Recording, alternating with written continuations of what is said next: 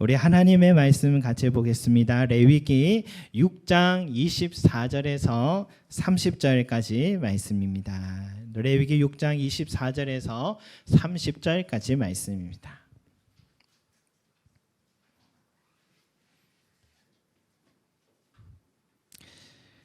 제가 한 절, 여러분 한 절 교독하겠습니다.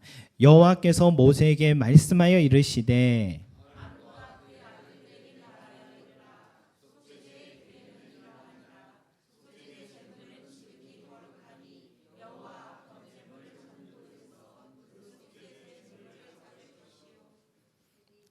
죄를 위하여 제사 드리는 제사장이 그것을 먹되 곧 회막들 거룩한 곳에서 먹을 것이며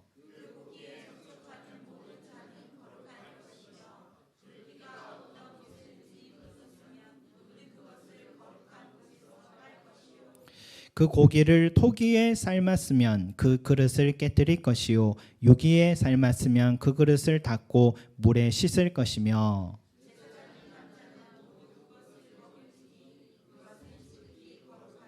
다 같이 그러나 피를 가지고 회막에 들어가 성소에서 속죄하게 한 속죄제 제물의 고기는 먹지 못할지니 불사를 지니라. 아멘. 여러분 우리가 지난번에도 우리 속죄제에 대해서 우리가 배웠습니다. 이 속죄제는 모든 죄에 대해서 다 속하는 게 아니라 여호와의 계명을 무심코 그릇 범한 죄만, 나도 모르고 이 하나님의 계명을 범하였을 때 지은 그 죄, 바로 그 죄를 해결할 때 하는 제사가 속죄제입니다. 어떤 경우인가 신학자의 글을 보니까 이 하나님의 계명에는 금지 명령이 있고 수행 명령이 있다. 금지 명령은 뭐냐면 안식일에는 일을 하지 말라.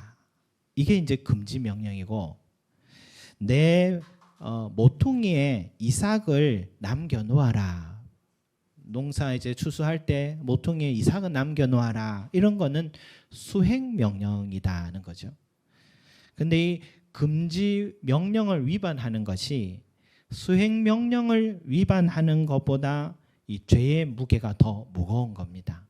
그래서 이 금지 명령을 어겼을 경우에는 이 속죄제를 드림으로 죄 사함을 받을 수 있도록 하나님께서 허락하신 것이죠. 그리고 이 속죄제는 제물이 신분에 따라 다 다르다 했습니다. 대제사장이나 회중이 죄를 속할 때는 수소를 드리고 또 족장은 순염소를 드리고 또 평민은 암염소와 암양을 드린다. 빈민은 뭐 드린다 했습니까? 비둘기, 그죠? 비둘기 2마리 드린다 했죠. 극빈자는요? 고운가루, 고운가루 10분의 1. 똑똑하십니다. 너무 잘 배우고 계신데 10분의 1 에바 드립니다. 이 희생 제물에 또 피를 취급하는 것도 달라요. 그 제물의 피를 받아서 피를 어떻게 하냐면 대제사장과 회중의 속죄제를 할 때는 내 성소와 향단에다가 피를 뿌리고 바릅니다.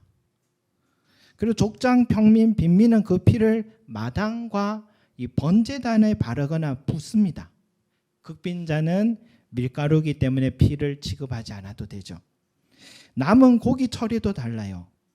이 하나님께 태워 올려 드리는 것은 기름, 2콩팥, 간엽 이걸 하나님께 태워 드리고 이제 비둘기는 전체 다 태워 드리고 나머지 이제 고기들은 어떻게 하냐? 이 밖에서 태우거나 제사를 지내는데 제사장이 먹든지 태웁니다. 언제 태우냐면은 대제사장과 회중의 속죄제를 할 때 그 남은 고기는 다 밖에서 저기 정한 거룩한 장소에서 다 소각시킵니다. 그런데 족장, 평민, 빈민, 극빈자의 남은 고기의 밀가루는요 거룩한 장소에서 제사장들이 먹습니다. 이 먹는 것은 그냥 배고파서 먹는 게 아니라 제사장이 먹음으로써 이 속죄가 완성이 되는 것입니다. 그래서 태우는 제사가 있고 먹는 제사가 있는 거예요. 여러분 그 내용이 오늘 24절에서 26절 말씀의 핵심이다 라고 할 수 있는데요. 그러면 오늘 말씀은 뭐냐? 이런 과정 속에서 속죄제를 다 드린 후에 이제 제사장들이 그 뒤처리를 어떻게 하느냐, 그게 이제 나오는 거예요. 이 뒤처리를 어떻게 하는지 명심하라고 말씀하시는데 27절을 한번 같이 읽어보겠습니다. 시작. 그 고기에 접촉하는 모든 자는 거룩할 것이며 그 피가 어떤 옷에든지 묻었으면 묻은 그것을 거룩한 곳에서 빨 것이요. 아멘. 여러분 제사장의 옷은 흰 옷이잖아요.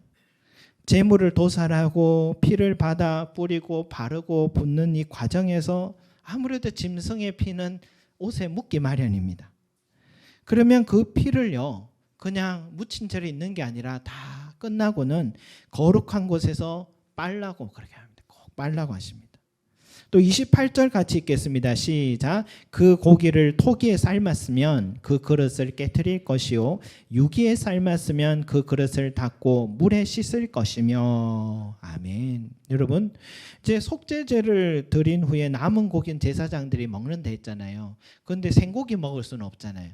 그거를 제사의 거룩한 곳에서 고기를 삶아야 되는데 이 토기에다가 삶으면은 이 토기에 그 고기가 스며들잖아요. 그래서 그것을 깨트려서 다시는 쓰진 말아야 되고 유기에다가 삶았으면 코팅이 되어 있으니까 그걸 깨끗하게 씻고 닦으면 되는 겁니다. 그렇게 하라는 것입니다. 하나님이 왜 이렇게 하라고 하시는 걸까? 여러분 짐승 속죄 제물은 그 자체로 아무 흠이 없습니다. 거룩합니다. 그런데 이 속죄제를 드릴 때 그 짐승의 머리에다가 안수하는 사람은 제사장이 아니라 제사를 드리는 사람입니다. 제사자예요. 그 사람이 짐승에다가 안수를 합니다.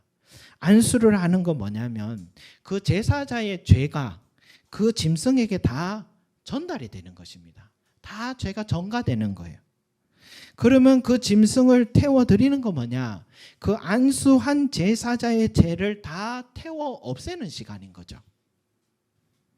그러나 어때요? 여전히 이 남은 고기에도 그 제사자의 죄로 인해서 오염되어 있는 부분이 그대로 있겠죠. 그 죄로 오염된 짐승의 피가 옷에 묻어 있으면 이 제사자에게도 전염이 되고 부정해지기 때문에 거룩한 곳에서 옷을 빨아야 되고 그 죄로 오염된 짐승의 고기를 삶은 톡이나 유기 그릇도 전염되어 있기 때문에 깨뜨리기나 깨끗이 닦아야 하는 것입니다. 하나님께서 속죄제를 할 때 우려하는 부분이 뭐냐? 바로 이 죄로 인한 오염된 부분이 전염될까 하는 것입니다. 세상 사람들이 이런 이야기하면요, 그거는 위생적인 문제 때문에 그렇게 하겠다라고 생각하겠지만 성경은요, 위생적인 부분 그 이상으로 중요하게 여긴 거 있는데 바로 이 죄의 전염성입니다. 제사장이 죄에 오염이 되면 그가 접촉하는 모든 사람들과 그의 가족이 오염되고 그 사회 공동체가 순식간에 죄의 전염이 되는 것이죠. 얼마 전에 낮에 교회에 한 3분의 여자분들이 오셨는데 이 상담을 하러 왔다고 합니다. 저보고 목사님이냐라고 물으셔서 그렇다고 했습니다. 자신들이 섬기는 교회에서 참 목사님들을 초청하는 큰 행사가 있다고 그래서 초대하러 왔다라는 거예요. 그래서 어느 교회에서 오셨냐 하니까 조금 더 서슴지 않고 신천지 교회에서 왔다 그렇게 얘기하는 거죠. 그래서 안녕히 가시라고 안내해드렸습니다. 가면서도 목사님들에게 많은 혜택을 주는 그런 행사를 시작한다고 그렇게 얘기하는 거예요. 참 요즘 코로나 이후로 이제는 참 당당하게 자신의 정체를 밝히기로 한 것 같습니다.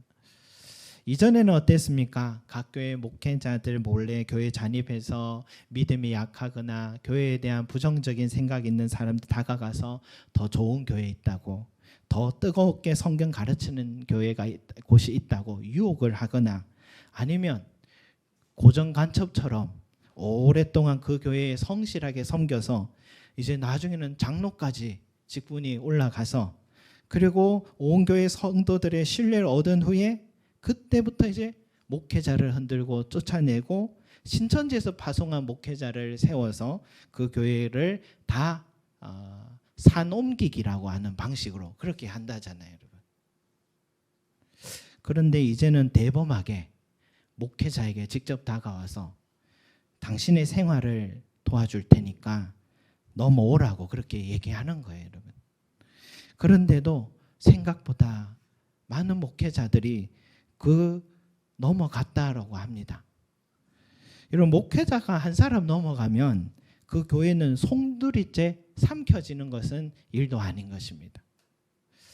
성도 여러분, 항상 이 거짓 선지자의 이 교훈을 삼가라. 예수님 말씀 꼭 기억하시기 바랍니다. 거짓 선지자들을 삼가라.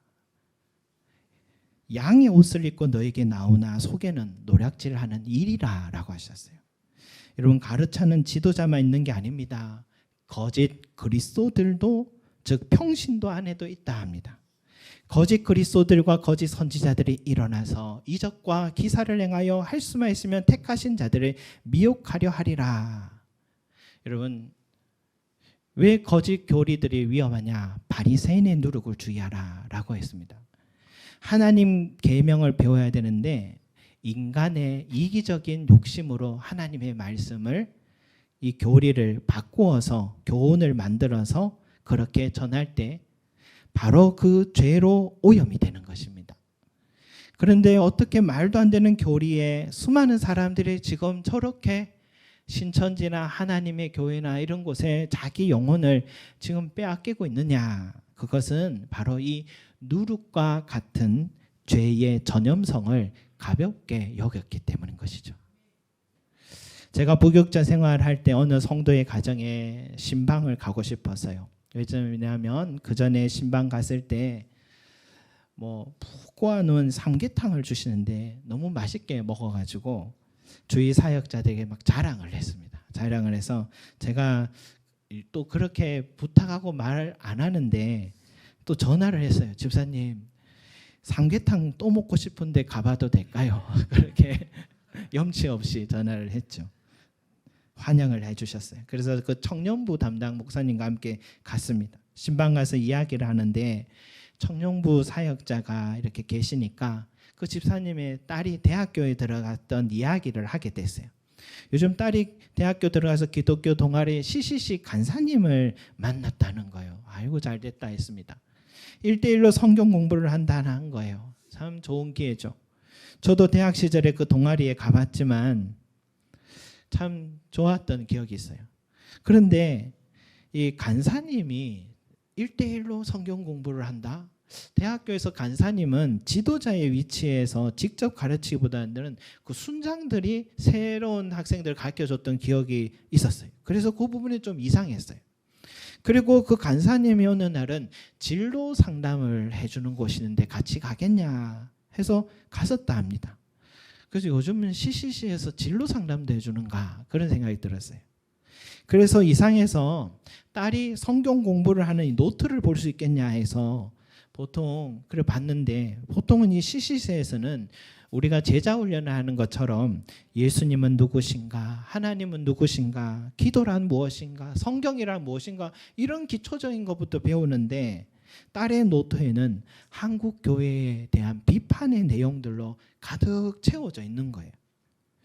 이상하다. CCC에서 이런 내용 가르치는 곳이 아닌데. 그래서 그 딸을 따로 교회에서 만났는데 그 간사님이 세미나에 가자고 하더래요, 최근에는. 그래서 제가 이렇게 얘기했어요. 혹시 그 세미나 제목이 신은 과연 존재하는가 그거 아니냐 하니까 깜짝 놀라는 거예요. 어떻게 알았냐는 겁니다. 공교롭게도 그 당시에 제가 담당했던 교구의 한 여집사님이 남편의 사별로 시련에 빠져 있는데 낯선 사람이 어느 교회 권사님이라면서 다가와서 당신의 남편이 얼마 전에 하늘나라 간 것 안다. 얘기하니까 얼마나 놀랐겠습니까? 그리고 자신이 기도하면서 알게 되었고 당신의 남편은 지금 천국에 잘 지내고 있다고 하나님이 전해주라고 해서 오늘 제게 말씀하라 해서 그럼 오늘 내가 당신에게 찾아왔다는 거예요. 그런데 그 권사님이라는 사람이 그 관계를 맺어가다가 어느 날 세미나가 어느 교회에 있는데 가자고 해서 가봤다는 거예요. 그래서 그 세미나 제목이 신은 과연 존재하는가 그거였어요.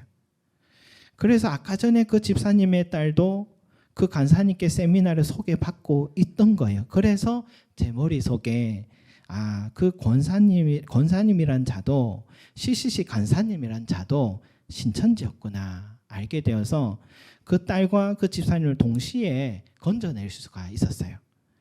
시간이 지나니까 그 세미나를 개최한 교회가 이 신천지에서 세운 지역 교회임을 교계 신문에도 나오더라고요.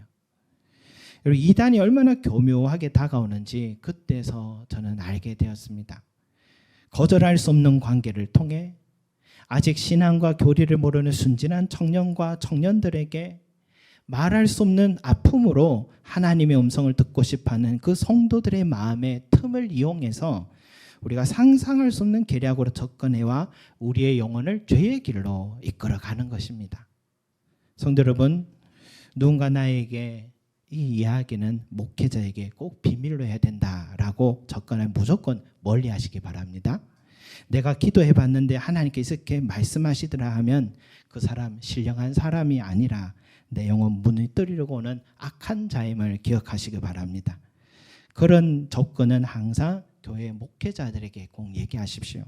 목회자는 설교만 하는 자가 아니라 맡겨진 주의 양떼를 바른 길로 인도해야 될 책무가 있습니다. 여러분 그것이 바로 누룩과 같은 이 거짓 선지자들의 이 죄의 오염에서 우리 자신을 깨끗하게 지켜가는 길임을 기억하시기 바랍니다. 또 하나는 죄에 오염되지 않기 위해서는요, 내가 어디에 서 있느냐가 참 중요합니다. 이 설악산에 가보시면 이 케이블카 타고 아름다운 그 설악산의 전망도 보지만은 꼭 여러분 그 가실 때가 있으면 그 근처에 이 추양하우스라는 그 장소에도 한번 가보시기 바랍니다. 저희가 사역자님들을 갈 때도 여러 번 갔었는데 그곳에는 한경직 목사님의 삶과 사역을 기념해서 세운 기념관 그리고 성전이 있습니다. 솔밭으로 둘러싸여 있어서 고요하고 또 기도실에 올라가서 기도드리기도 정말 좋고 수양관이 있어서 숙식하고 정기적으로 세미나도 진행되는 그런 곳인데, 그런데 그 기념관 입구에 가면 아주 크고 빨간 글씨로 이런 말씀이 적혀 있어요. 내가 어디 있느냐? 내가 어디 있느냐? 여러분 이 말씀은 사실은 죄를 짓고 나무 뒤로 숨어있는 아담과 하와에게 하신 하나님 말씀입니다. 그 말씀을 한경진 목사님은 왜 늘 마음에 담고 살아가셨을까? 오늘 이 말씀 준비하면서 생각해 보게 됐어요.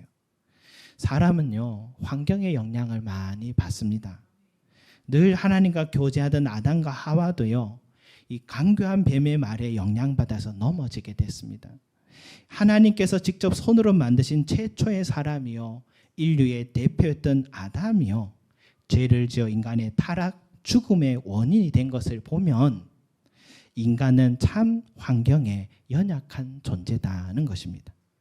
그러나 그가 보지도 말고 먹지도 말라고 하셨던 그 선악과를 멀리 하였더라면 이런 결과에 이르렀을까? 그가 뱀의 유혹을 받은 것도 사실은 그 선악과 근처를 어슬렁거렸기 때문에 일어난 일인 것이죠. 먹을 과일이 없어서 그 근처에 갔을까요? 선교지 방문경 동남아에 한 번씩 가보면 이렇게 세상엔 다양한 과일이 있구나. 그러나 우리나라 과일이 더 맛있는 것 같아요. 사계절이 있어서 그런 것 같은데 에덴 동산의 과일은 얼마나 맛있었을까? 얼마나 좋은 과일이 많이 있었겠습니까? 그 많고 좋은 과일 열매 다 마음껏 먹어도 돼. 그러나 저 선악과 하나만은 절대로 보지도 먹지도 말라라고 말씀하셨는데도 아담과 하와는 그 근처에 가서 탐욕을 부린 거예요. 여러분, 자족이 아니라 탐욕의 자리에, 하나님의 말씀이 아니라 하나님께서 금지하신 자리에 그들이 서 있었기 때문에 유혹을 받은 것입니다. 그래서 시편 기자가 다윗이 우리가 선 자리가 너무 중요하다면서 이렇게 말했잖아요. 복 있는 사람은 악인들의 꾀를 따르지 아니하며 죄인들의 길에 서지 아니하며 오만한 자들의 자리에 앉지 아니하고 라고 했습니다. 여러분, 처음에는요, 내가 죄를 짓지 않을 수 있어요. 그러나 내가 서 있는 곳이 죄의 길이면은 자연히 그 길을 걷다 보면은 나도 죄를 짓게 되는 겁니다. 내 주위에 오만한 자들이 있으면 나도 모르게 물들게 되는 것입니다. 죄로 오염된 곳에 가까이 서 있으면 나도 모르게 전염돼 버리는 거예요. 악인들의 꾀를 따르지 말라고 했지만 악인들을 가까이 하지 않으면 따를 일도 없는 겁니다. 바울은 그래서 범사에 헤아려 좋은 것을 취하라. 잘 분별해서 옳은 걸 취하고 악은 어떤 모양도 버리라 라고 말씀하신 것입니다. 그런데 여러분, 시편 기자는 악한 자들의 꾀를 따르지 말라고 그렇게 말했는데요. 그렇다고 여러분, 우리 주변에 한번 둘러보십시오. 혹시 여기에 악한 자가 없나 하고 한번 둘러보십시오. 여기는 없습니다. 예, 여기는 없습니다. 여러분, 악한 자는 그런데 또 멀리 있지 않습니다. 바로 내가 악한 자가 될 수 있다는 거죠. 내가. 나는 의로운 자리에 있다 생각했는데 나도 모르게 다른 사람을 꿰는 위치에 서 있을 수 있다는 겁니다. 이게 어떻게 가능하냐? 예수님 베드로에게 뭐라 했습니까? 사탄아, 내 뒤로 물러가라. 내가 하나님 일을 생각하지 않고 도리어 사람의 일을 생각하는도다. 여러분, 베드로가 악한 자입니까? 그의 말이 틀렸습니까? 아닙니다. 그의 말은 누구보다 예수님을 위한 말이었습니다. 베드로는 누구보다 예수님의 충성된 수제자였습니다. 그의 말과 행동은 누가 봐도 괜찮은 사람인데 예수님은 그가 사탄의 도구로 쓰임받고 있다고 말씀하세요. 베드로가 어떻게 하다 이 악인의 위치에 지금 서게 됐습니까? 예수님이 베드로의 그 위에 이렇게 말씀하시죠. 내가 하나님의 일을 생각하지 아니하고 도리어 사람의 일을 생각하는도다. 여러분, 내가 하나님의 일을 생각하지 않고 사람의 일을 생각하면 나도 모르게 악인의 길에 서 있게 되고 내가 옳다고 생각했지만 알고 보니까 내가 악인이 되어서 다른 사람을 꿰는 일을 하고 있는 거예요, 여러분. 여러분, 그러면 하나님의 일은 뭐고 사람의 일은 뭘까요? 바울은 로마서에서 이것을 이렇게 얘기합니다. 영의 생각과 육신의 생각이다. 갈라디아서에서는 성령의 소욕과 육체의 소욕이다 라고 했습니다.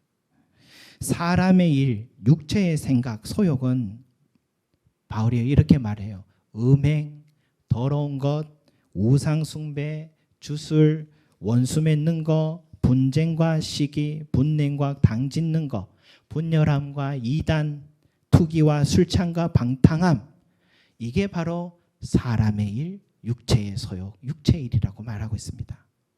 여러분, 어떻습니까? 음행, 더러운 거, 우상 숭배, 주술, 원수 맺는 거, 분쟁, 시기, 분냉, 당짓는 거, 분열함, 이단, 투기, 술취, 방탕함. 가만히 보니까 나도 여기 여러 가지 해당되고 있는 것 같지 않습니까? 내 자신도요. 누구나 다 이런 육체의 소욕 다 갖고 있고 육체의 소욕이 우리 안에 나타날 수 있습니다. 문제는 뭐냐면 이런 육체의 소욕과 육신의 생각을 내 마음에 그대로 방치할 때입니다. 그대로 방치하게 되면은 그 틈을 타서 사탄이 나를 도구로 사용하는 것이죠. 그러나 이 육체의 일을 이기는 것은 뭐냐? 바로 영의 생각, 성령의 소욕인 겁니다. 여러분, 우리가 어떻게 하면 영의 생각을 하며 살아갈까요? 이 청교도의 위대한 신학자 존 오웬이라는 사람이 영의 생각을 갖기 위한 조언을 우리에게 이렇게 말해주고 있어요. 첫째, 우리는 하나님의 살아계심에 관한 믿음의 생각을 자주 가짐으로써 우리의 심령을 지켜야 한다. 둘째, 하나님이 어디에 계시고 모든 것을 아신다는 사실에 대해 생각해야 한다. 셋째, 하나님의 권능에 대해 묵상해야 한다. 하나님의 전능하신 권능을 자주 생각하지 않는다면 신자는 마음의 참된 평안이나 영혼의 위안을 결코 누리지 못할 것이다 라고 말씀하셨습니다. 여러분, 여러 가지 내용들이 있었지만 영의 생각하기 위해서는 이 성경 말씀을 통해서 하나님의 성품과 그의 사역을 묵상하는 것이 중요하다는 것이죠. 여러분, 하나님도요, 하나님은 오늘도 살아계셔서요, 나와 함께 하신다는 것을 믿으면 오늘 나의 삶에 풀 수 없는 인생의 큰 문제 앞에서도 두려움이 없이 걸어갈 수 있습니다. 다 해결해 줄 것을 믿기 때문입니다. 또 하나님이 어디에도 계시고 모든 걸 아신다는 걸 생각하면 내가 아무리 억울한 일이 있어도 사람 붙들고 항변할 필요도 없습니다.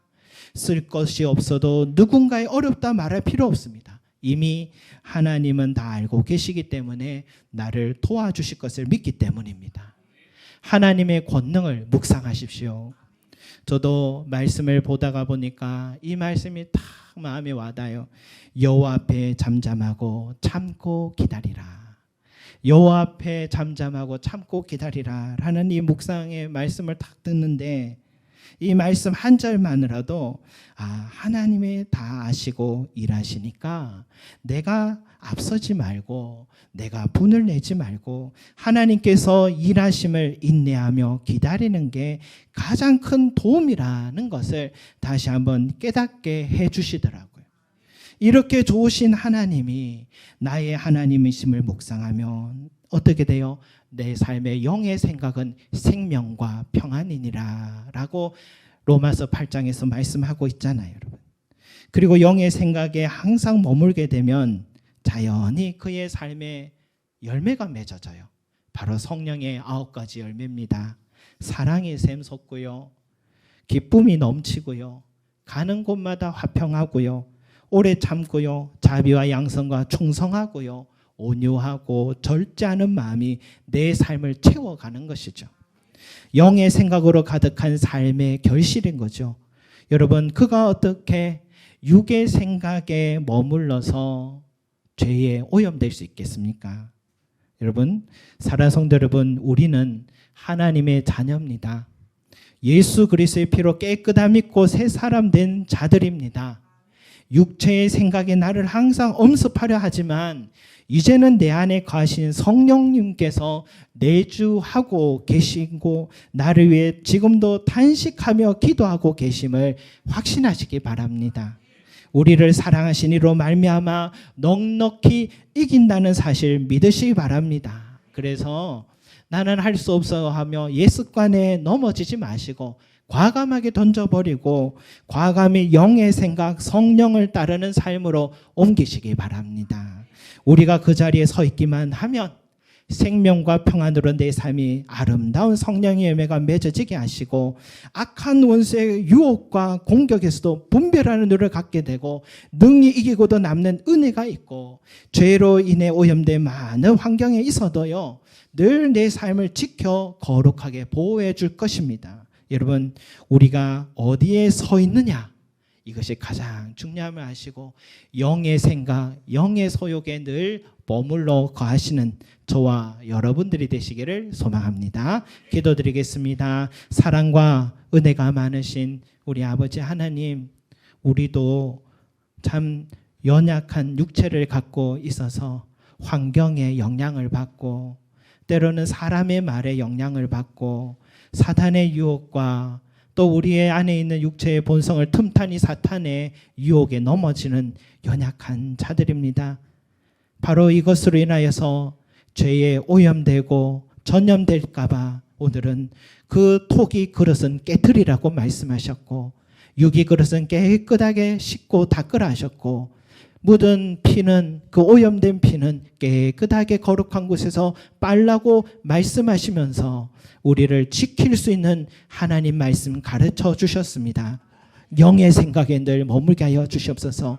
생명과 평안에 머물게 하시고 늘 하나님이 살아계시며 어디에 계시든지 다 아시고 계시고 주의 하나님의 권능이 가장 크심을 늘 믿고 묵상한 우리 삶이 되게 하여 주셔서 늘 생명과 평안으로 주여 죄에 오염되지 않고 늘 죄와 맞서 싸우며 승리하는 그리고 우리의 깨끗한 옷을 지켜가는 복된 자들이 될 수 있게 도와주시옵소서. 감사드리며 예수 그리스도 이름으로 기도드립니다. 아멘.